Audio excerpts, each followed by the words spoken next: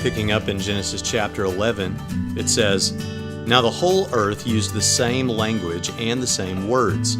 It came about as they journeyed east that they found a plain in the land of Shinar and settled there. They said to one another, 'Come, let us make bricks and burn them thoroughly.' And they used brick for stone, and they used tar for mortar. They said, 'Come, let us build for ourselves a city, and a tower whose top will reach into heaven. And let us make for ourselves a name, otherwise we will be scattered abroad over the face of the whole earth.' The Lord came down to see the city and the tower which the sons of men had built. The Lord said, 'Behold, they are one people, and they all have the same language. And this is what they began to do. And now nothing which they purpose to do will be impossible for them. Come, let us go down, and there confuse their language, so that they will not understand one another's speech.' So the Lord scattered them abroad from there over the face of the whole earth, and they stopped building the city. Therefore its name was called Babel, because there the Lord confused the language of the whole earth. And from there the Lord scattered them abroad over the face of the whole earth." We'll pick up the rest of that text here in a few moments after we make our initial comments. But first, we need to say some things about this interesting story that we all probably know so well. First of all, I want to point out that this kind of a structure is something that is known in the ancient world. This is what we think of as a ziggurat. A ziggurat. You've probably heard about this or been familiar with this. And the ziggurat was a structure that was only meant for worship. So the way that this would work is they would build a mound of dirt, and they would add to that, make a huge pile of debris and dirt, and then they would build steps, either going around that or straight up one side of it or on four sides of it, stairs going up to a high peak. The idea is that this was really only for the worship of a particular deity, and it would go all the way to the top, and there at the top would be some sort of a room or a platform for the worship of that specific deity.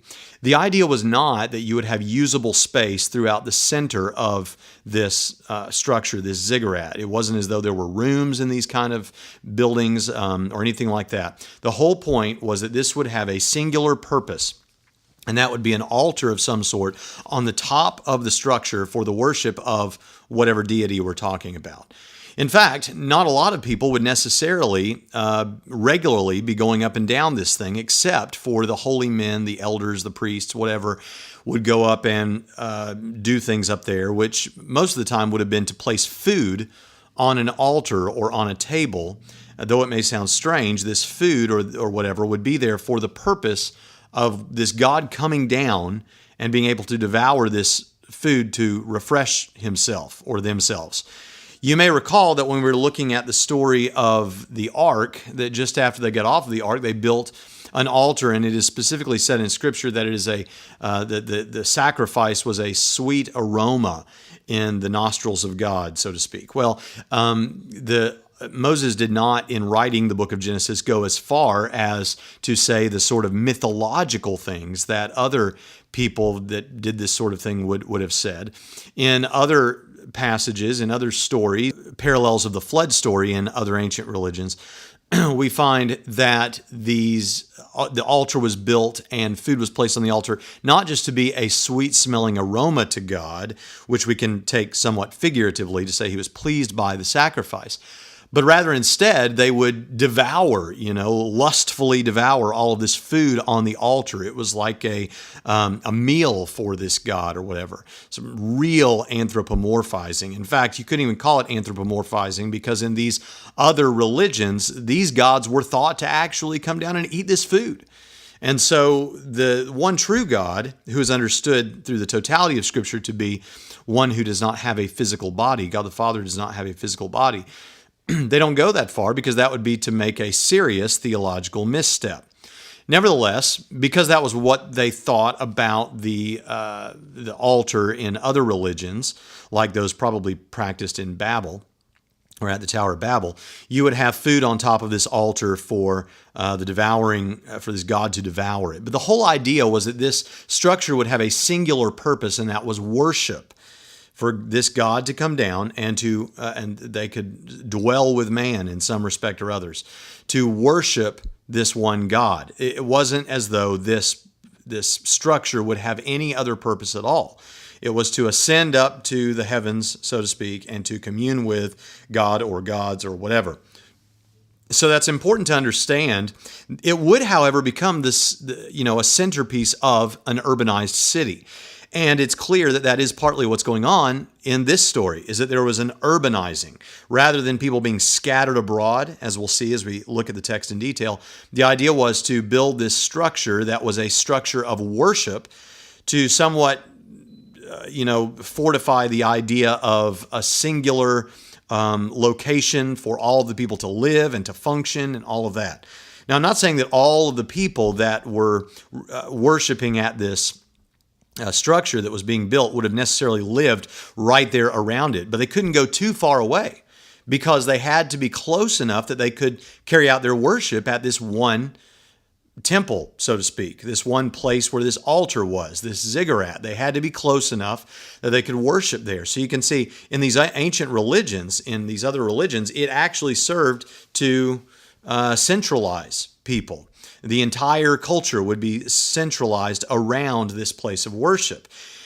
And whatever the people actually thought about this, or even whatever the planners and the religious leaders of the day thought about this, whether they believed this to be a real God or not, the fact is it also served a very practical purpose, and that was the control of the people in terms of their geography. If people disperse too far, if people go off and leave and can kind of just do whatever they want, then you might not have as much control over them as you would otherwise have. If you have a situation where they have to actually come to one location ever so often, even just once a year, then they can't be too very far away.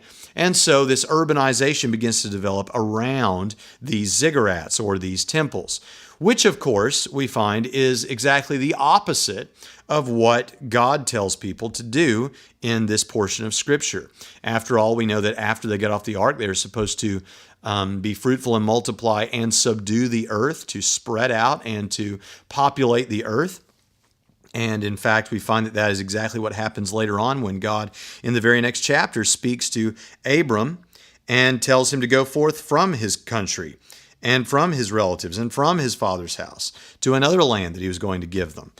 And so this spreading out, this reaching out becomes important in populating the earth. Now, it is the case that later on we find a temple that Solomon constructs. Even though you got to remember, too, that originally God had instructed Moses to construct a tabernacle. And a tabernacle is somewhat different than a temple. A tabernacle can be moved. A tabernacle can be mobile, so to speak. And you can move around and not be in one central location all the time. Now, even with the tabernacle, you had all of the Israelites living in tents around the tabernacle. But when you had a tabernacle, you could move that tabernacle, and they did quite regularly. They would pick it up, and it was made. The instructions for building it were just right so that it could be picked up and moved and then set up again elsewhere.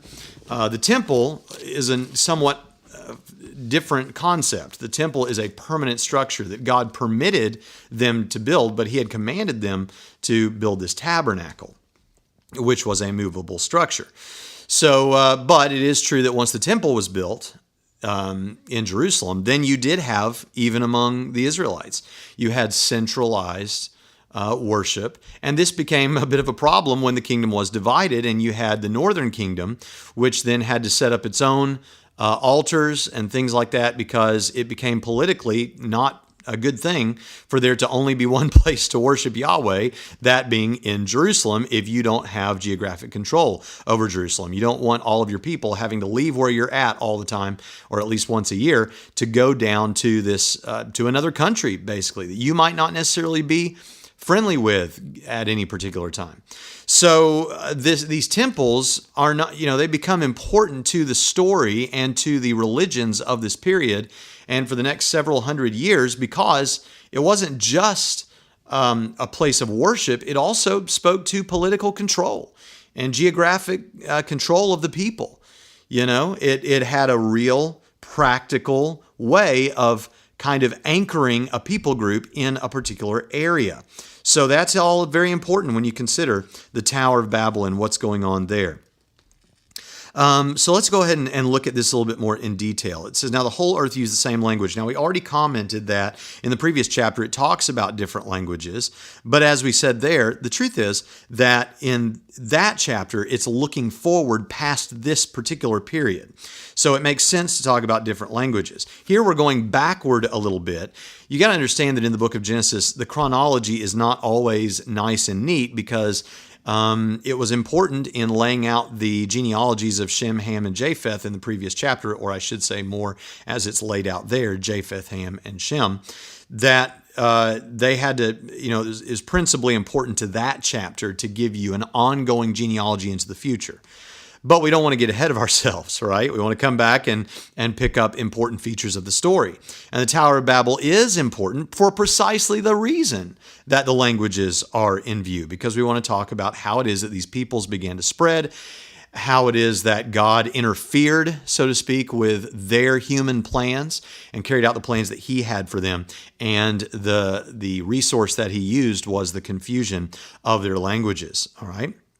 It says in verse 2, it came about as they journeyed east that they found a plain in the land of Shinar and settled there.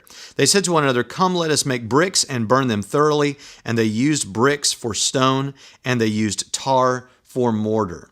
All right, so these kiln-baked bricks, some commentators are somewhat divided on the quality of these bricks. But I think that some of the commentators are right to point out that whatever you think about whether or not these, because notice there is a distinction being drawn here. Let's make bricks and burn them thoroughly. And they used brick for stone. In other words, the brick wasn't stone. They used brick instead of stone, as if to say the stone would have been better, right? And they used tar for mortar instead of mortar. So the idea being that these resources that they used, that they were able to put together, were not as good, as high quality as actual stone or mortar using the kinds of materials, different kinds of materials. These were cheaper, we might say. If you read it that way, and it does seem like that the author, Moses, is trying to say, you look at these people, they use brick for stone, If that's the case, then it's sort of a way of kind of casting aspersions on what they did, or trying to say, oh, look at how silly this is. Look at how low quality what these people were doing was. And it does seem that there's a theme of that all the way through the end of verse 9. That does seem, the whole story of the Tower of Babel, it does seem like that Moses is trying to sort of criticize what they were doing and make light of it, in light of what Yahweh really wanted to do, and how Yahweh is supreme above all of their human inventions, their human attempts at doing something to reach up to where he is, or something like that. So if that's the case now, but other commentaries do try to argue that this was actually not a bad way of doing things. If you could make these bricks, it was not an easy thing, and you'd get something that was as strong as, say, stone or something like that.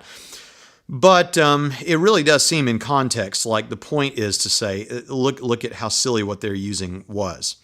Then look at what it says in verse 4. They said, come, let us build for ourselves a city and a tower whose top will reach into heaven. Now, to say that its top will reach into heaven, now this is, when I grew up in Sunday school, I was always taught this story as if to say that what these people thought they were going to do was that they were going to build something high enough that it could reach up to where God was, or to reach up higher than God or something. And perhaps that could be something like that.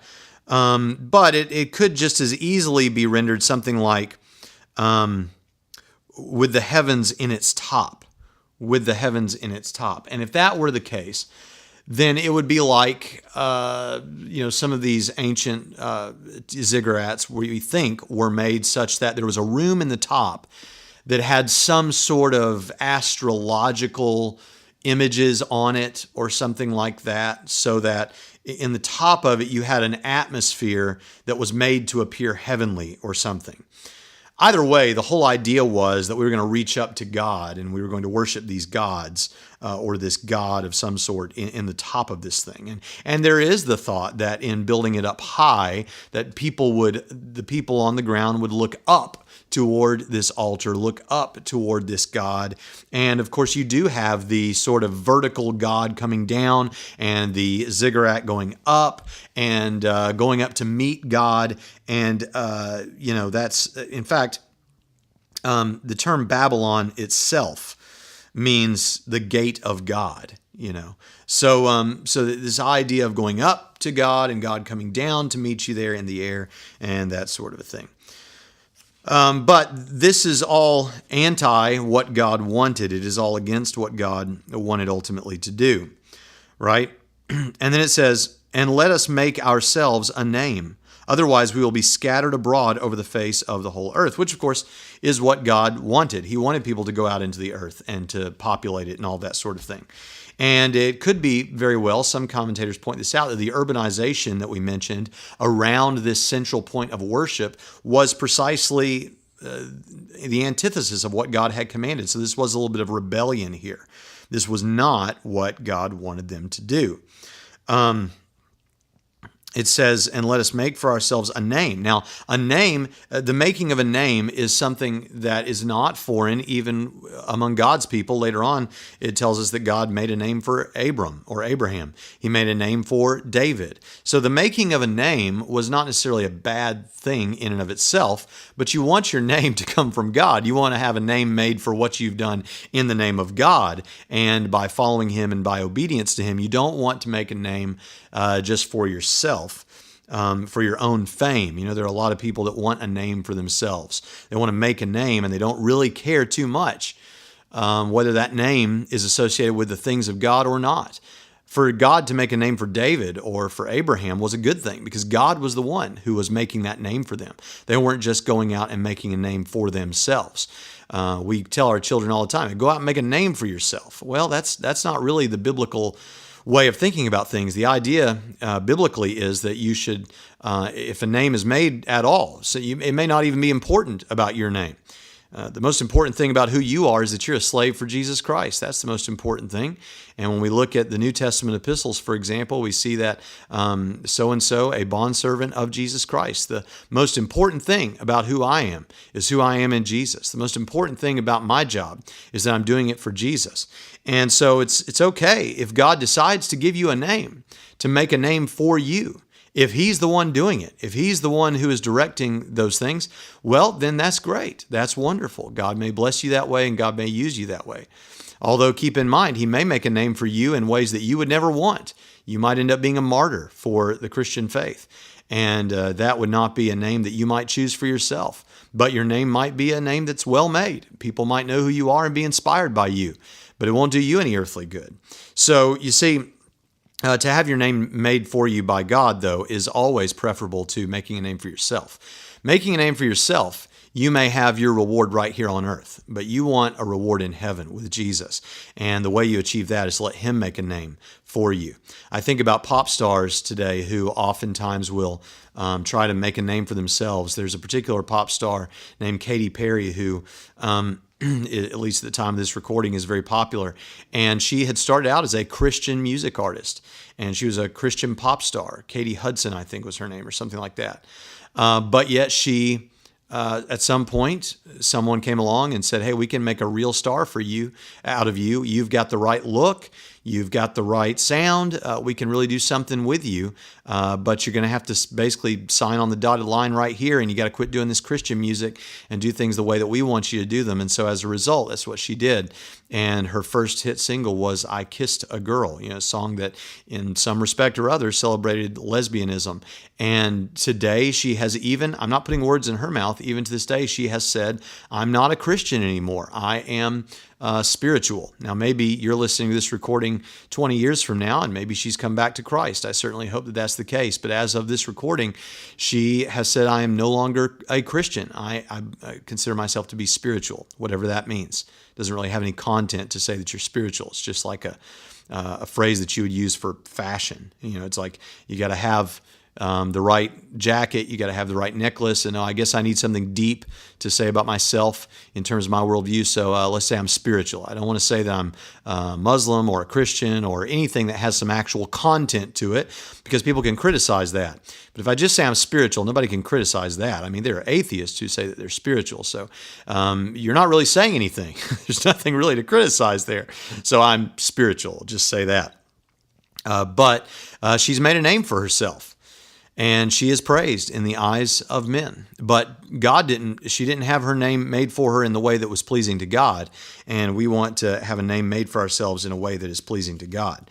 Well, these folks say, let us make for ourselves a name. Otherwise, we will be scattered abroad over the face of the whole earth. Well, turns out that might have been what God wanted in some respect or other. Then in verse 5 it says, the Lord came down to see the city and the tower which the sons of men had built.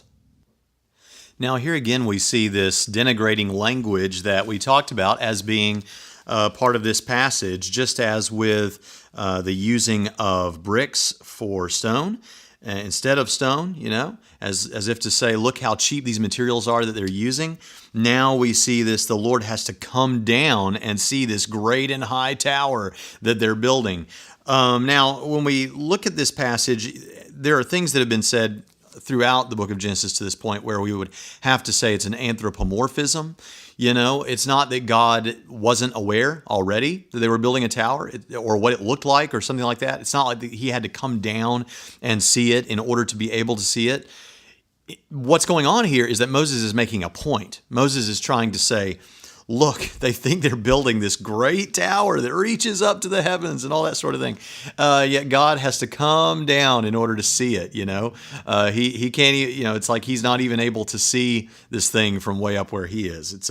It's more language that separates who God truly is and how great and mighty and incredible and awesome he is as the creator of all things, from how lowly they are, even with their attempts to try and rise up to God or to show up God or whatever that we might say about that. So it says, the Lord came down to see the city and the tower which the sons of men had built. The Lord said, behold, they are one people, and they all have the same language, and this is what they began to do. And now nothing which they purpose to do will be impossible for them. Come, let us go down and there confuse their language. Okay, now this part that shows up in verse 6, where God is saying that because they're one, they're united, there's not going to be anything they won't be able to do. Now, some people take this to mean that it's surprisingly, some people use this as a motivational point. Kind of like a Christian inspirational point. Like, look, see, if people are united, they can do anything. Man is able to do anything. All things are possible with God, and man can do anything. Almost like this is a verse that is saying something positive, when in reality it's not. These are not godly people, but yet what's being said is they're united and they're one, and now they're going to be able to do anything they purpose to do.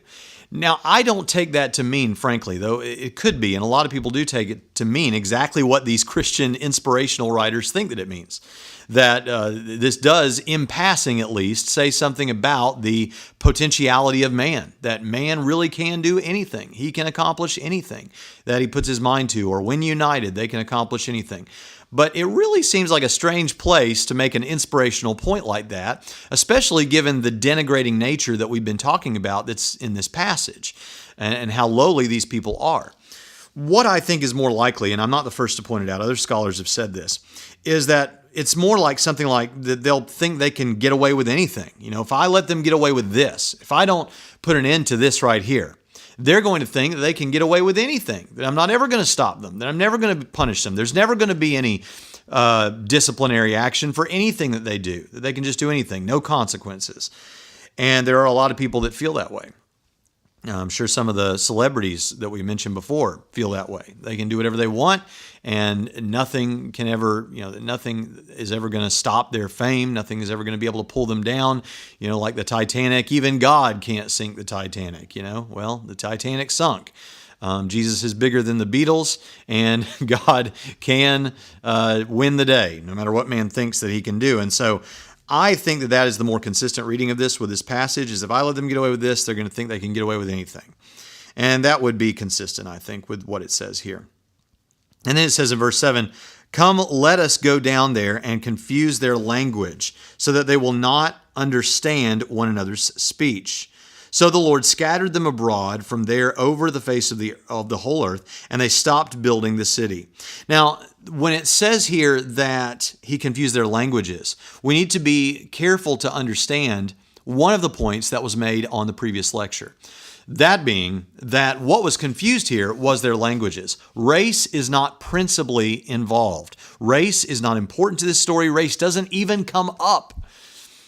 Now, it is true that the different people groups that developed after this, partly, that led to different tones of skin, different features, different physical features of people, because of the natural process of people living in certain places and all of that sort of thing. So let me talk about that for just a few minutes. But I want to say first that what was confused here was not the races. What was confused here was the language. Now, because of the confusion of the languages, people did begin to, go off in different areas and probably spend time with mostly and group up with people with the same language that they had. Our God is not a racist God. Again, I want to say that just like I did in the last lecture. There was a mixed multitude coming out of Egypt. There were always ways that it was permissible for other peoples to dwell among the Israelites. There are Gentiles in even the family tree of Jesus. All right, so God is not a racist God. Nevertheless, the confusion of these languages did lead to people branching off to different places. Now, if it doesn't seem immediately obvious to you how that did in turn result indirectly with different colors of people with different genetic features and traits, let me say a couple of things about that. I reject biological evolution. Some people want to make a distinction between microevolution and macroevolution, and the distinction there being microevolution has to do with changes within one species. Macro would be evolution that results in a new species or something. And I think that's probably helpful because I prefer just not to use the term evolution there in any sense because of the confusion that can result. But we can say some things about natural selection. Now, you might say, well, natural selection, isn't that a part of evolution?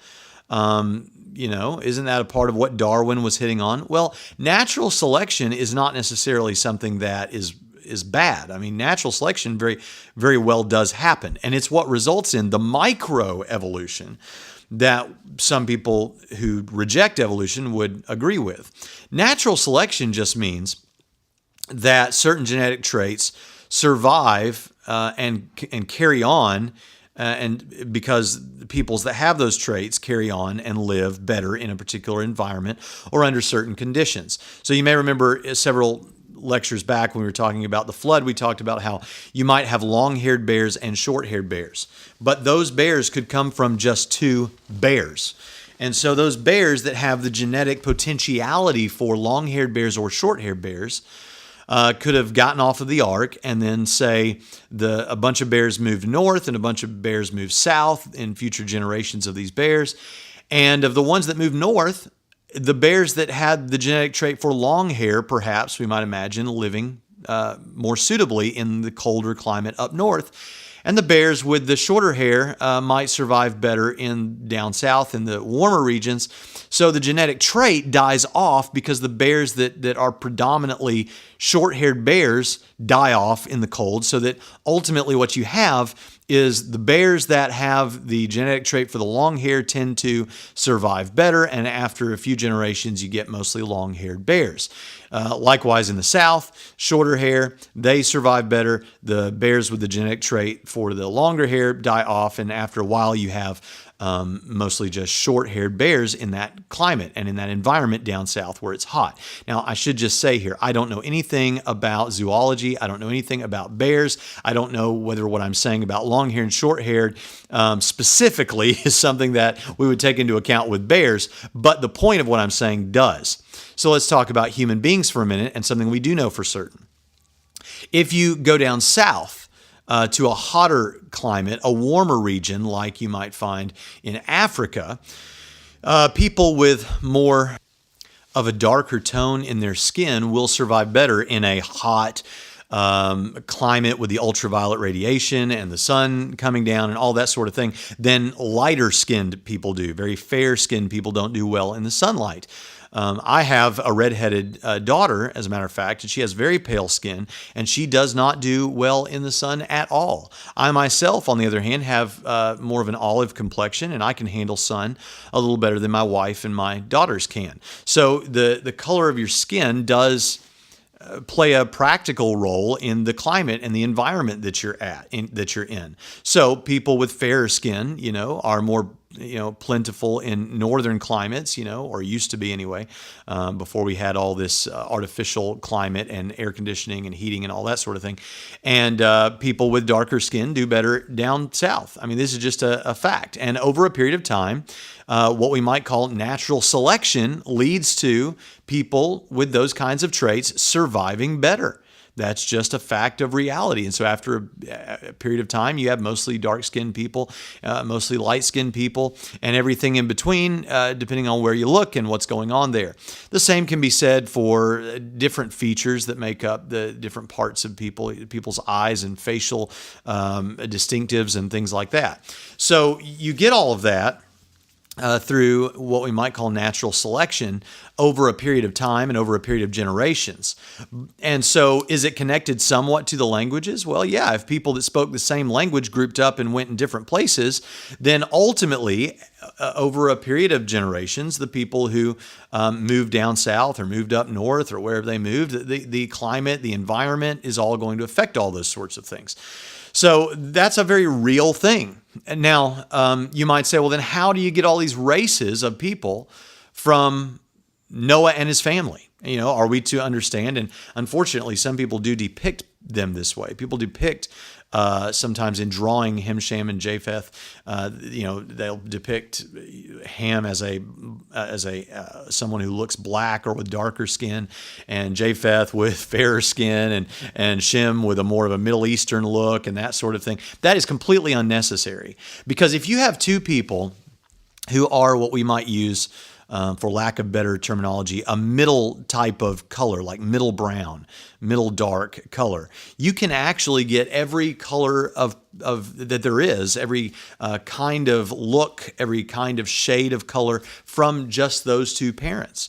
And we do see this. You can get that with two people that have that middle brown type of look, we might call it. They can have children everywhere from white to black. I mean, you can have the whole spectrum right there. So it's really not necessary to have like one black person, one Middle Eastern looking person, and one white person. You can get it with some just middle brown colored people. You can get all of these different colors just from that. It's not a problem at all. And so you don't need to rely on the theory of evolution in order to get that. Okay, so the confusion here, though, that takes place at Babel is a confusion of languages. And though it did section off people groups to where ultimately these distinctives might have emerged later, it's unfair to say that God confused their races. That's not what happened. God confused their languages. And of course, over time, new languages developed. Some languages died off, and it's not important that one language is better than the other or whatever. That's just not the point. People put all kinds of things on a text like this that is not indigenous, we might say, to the text. The text here is giving us a confusion of languages to stop their progress on this temple of sorts, or this high altar that they're building. Now, because of that, there is a play on words in this passage where it says in verse 8, so the Lord scattered them abroad from there over the face of the whole earth, and they stopped building the city. Therefore, its name was called Babel, because there the Lord confused the language of the whole earth. Now, some would say, well, see, because of this, Babel actually means confusion. You'll hear preachers preach that. They'll say Babel means confusion. It doesn't actually mean confusion. That's not what Babel means. Babel and Babylon would ultimately come to mean the gate of God. Babel does not mean confusion. But it's close to the Hebrew word balal, which does mean confusion. So it's probably a play on words. Most scholars take this now to mean to be like a play on words. Babel sounds like balal, and so they say, well, it's a place of confusion. Okay, so I just want you to understand what it actually means and how people sometimes get that wrong. But it might as well mean confusion, given what ended up happening there and what God did to their languages. All right, so from there, we move on to the second half of this section. It's actually a little more than half, but we're going to move through it a little bit more quickly than we did the first section. All right, so I'm going to go ahead and read some of this. It says, these are the records of the generations of Shem. Now we're going to focus specifically on Shem and his descendants because that's the group through which Abraham would come. All right, so they're the important group. We got the generations of all three groups summarized in the previous chapter, and now we're going to look specifically at Shem in more detail. And it says, these are the records of the generations of Shem. Shem was 100 years old and became the father of Arpachshad 2 years after the flood. And Shem lived 500 years after he became the father of Arpachshad, and he had other sons and daughters. Now, it doesn't tell us what his ultimate age was, but it's not too hard if you just get a calculator out and work it up. You can count the number of, it gives you the number of years prior to the birth of this particular son Arpachshad. So Shem lived 100 years, then he became the father of Arpachshad 2 years after the flood. And Shem lived 500 years after he became the father of Arpachshad. So you just add 100 to the 500 and you get 600. So Shem was 600 years old. That was his total age. Now notice as we're moving through the decreasing ages that we see here. This is one of the reasons that some people think that the flood did something to the ecology of the world to make it less healthy so that people began to live fewer and fewer years going forward. And you can see this in this chapter, but you kind of have to do the math in order to see it. So I'm just going to give you the math here. So Shem lived 600 years. Then Arpachshad lived 35 years and became the father of Shelah. And Arpachshad lived 403 years after he became the father of Shelah. And he had other sons and daughters. So he lived 438 years if you do the math. So he's living less. And Shem lived longer than anybody else listed here in this genealogy. But then Shem lived 600, but Arpachshad lived 438. Shelah lived 30 years, became the father of Eber, and Shelah lived 403 years after he became the father of Eber, and he had other sons and daughters, so he lived 433 years, about the same length of age as his father, but a little less. Then we see a little uptick here. Eber lived 34 years and became the father of Peleg, and Eber lived 430 years after he became the father of Peleg, and he had other sons and daughters. So he lived, if you do the math, 464 years. So a little bit longer than his father and his grandfather did, but not as long as Shem. Then Peleg lived 30 years and became the father of Reu, and Peleg lived 209 years after he became the father of Reu, and he had other sons and daughters. He lived 239 years. So now we've seen a drastic difference, 239 years, about half the life of his father and his grandfather. Then we say Reu lived 32 years and became the father of Serug, and Reu lived 207 years after he became the father of Serug, and he had other sons and daughters, 239 years. If you do the math, he lived 239 years, the same as his father. And it says Serug lived 30 years and became the father of Nahor, and Serug lived 200 years after he became the father of Nahor, and he had other sons and daughters. So he lived 230 years if you count it up. Nahor lived 29 years and became the father of Terah, and Nahor lived 119 years, and after he became the father of Terah, and he had other sons and daughters. So Nahor lived 148 years. So now you see this descending. I'm going to read them back to you, the numbers. So 600 and then 438, and then 433, then a little bit of an uptick at 464, then down to 239, then 239, then 230, still descending, then 148, then a little bit of an uptick at Terah, because Terah, it says, lived 70 years, and he became the father of Abram, Nahor, and Haran. Now, it doesn't tell us in verse 26 how long he lived, how old he was when he died, but it does down in verse 32. It just flat tells you the days of Terah were 205 years, and Terah died in Haran. So he lived 205 years. So there's a little bit of an uptick there from Nahor's lifespan, but the fact is you do see a generally decreasing number of years, right? Now, let's go on and notice now here in verse 27, we pick up some specific information on the person who's going to be one of our central characters, the central character for the rest of the book, well, most of the rest of the book of Genesis, he and his descendants, Abraham, Isaac, and Jacob. But we're going to pick up here, and it tells us a little bit about the ancestors of Abraham here, Abram, as he is right here. And it says, now these are the records of the generations of Terah. Terah became the father of Abram, Nahor, and Haran. And Haran became the father of Lot. Haran died in the presence of his father Terah in the land of his birth, in Ur of the Chaldeans. Now the Chaldeans, by the way, became ultimately the Babylonians. Chaldeans is an ancient name for, or they were the people that were there. Ultimately, that area became the Babylonians. In fact, that's kind of how people end up dating the time period in which the book of Job takes place, because the book of Job talks about the Chaldeans rather than the Babylonians. That's helpful. Little things like that are kind of hints for when certain things happened. All right. Then verse 29 says, Abram and Nahor took wives for themselves. The name of Abram's wife was Sarai, and the name of Nahor's wife was Milcah, the daughter of Haran, the father of Milcah and Iscah. Sarai was barren. She had no child. Terah took Abram his son, and Lot, the son of Haran, his grandson, and Sarai, his daughter-in-law, his son Abram's wife. And they went out together from Ur of the Chaldeans in order to enter the land of Canaan. And they went as far as Haran and settled there. The days of Terah were 205 years, and Terah died in Haran. Now, there are some important things we need to say about this. It's a little bit confusing how it's worded here.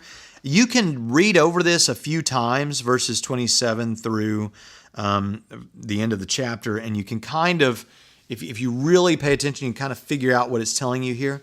But I'm going to try to summarize it a little bit for you and organize it for you. So what's important to understand here is that Haran died while his father Terah was still alive. Now, what that means is that we had 3 kids from Haran that still needed to be taken care of. You had Lot, and you had Milcah, and you had Iscah. Those are feminine names. Those are sisters. So you had Lot and his 2 sisters from Haran, or Haran, however you want to say that. And then you had Abram, and Nahor took wives for themselves, verse 29 says. The name of Abram's wife was Sarai. Now, it doesn't tell you this here, but Sarai is actually also Terah's daughter. So Abram and Sarai were half siblings.